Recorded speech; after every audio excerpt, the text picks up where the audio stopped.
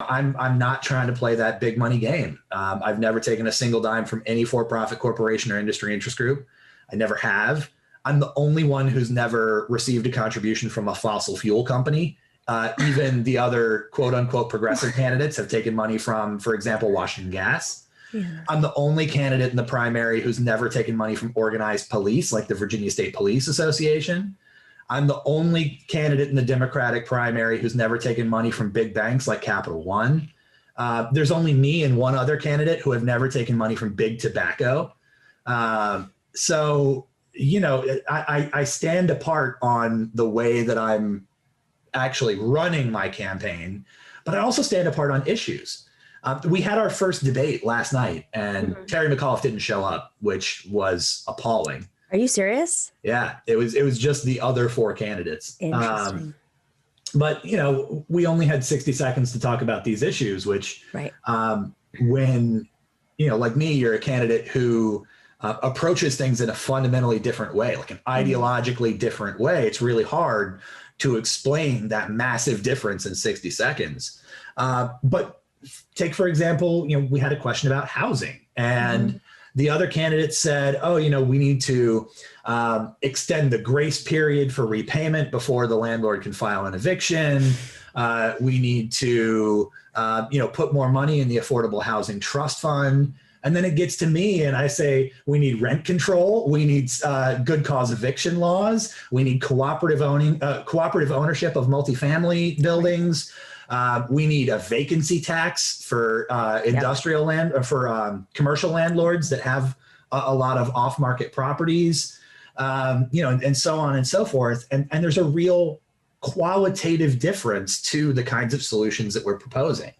It's because they're proposing solutions that work within the existing framework. And I'm talking about the failures of the existing framework.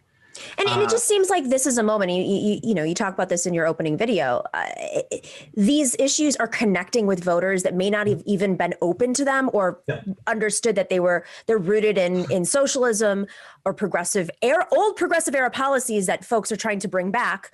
You know, people are connecting the dots now. And that's what I'm really curious about, how folks that may be outside of your typical base, outside the progressive wing of the Democratic Party or independents, or others even. I mean, maybe they're even Republicans who align with some of these issues in Virginia.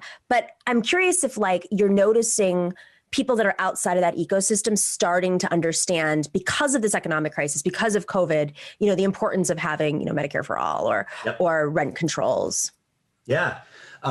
You know, 2 years ago, we forced the Republicans to expand Medicaid back when the Republicans still had a very narrow majority in the House of Delegates. And that was a huge victory, right? We went from 800,000 uninsured Virginians to 400,000.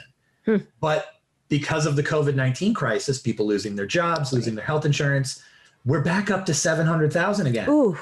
You know, we're almost in the same boat that we were in when we expanded Medicaid. And so a lot of people are realizing, you know, holy crap, these tweaks to the existing system, you know, trying to come into better compliance with the Affordable Care Act, it's not going to solve the problem. And they're starting to open up more to ideas like a state-run single payer plan to guarantee not access, not affordability, but healthcare. Right? The ability to see a doctor when you need it and to not have to worry about a bill at the end. Right. And when we're talking about, you know, even just more basic sort of fundamental questions about the economy, you know, one of the things that I've noticed a lot of leftists, a lot of socialists fall into, one of the traps they fall into is using really academic language to talk about it. You know, the bourgeoisie versus the proletariat and all that. It's my pet peeve, Lee. I love that you're saying that. We try to do that on the show, like eliminate it. It's right. But, you know, because it's when you're an organizer, you got to speak their language. Yeah, but you can put the same concept into terms that people are much more familiar with and much more comfortable with. And so, you know, when I'm talking about building a socialist economy in the Commonwealth of Virginia, I don't say it like that. What I say is, you know, a couple years ago, we gave $1.8 billion to Amazon.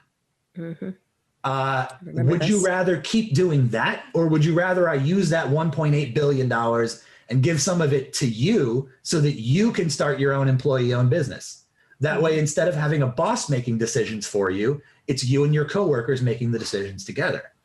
And it clicks just like that. You know, everybody knows they're getting ripped off at work. Virginia's political class is just so tightly wound up with the business class in Virginia that they're really inseparable. And they just fundamentally, most of my colleagues don't see a problem with, for example, Dominion Energy, the regulated electric utility here, that has a monopoly license to do business through 70% of the Commonwealth.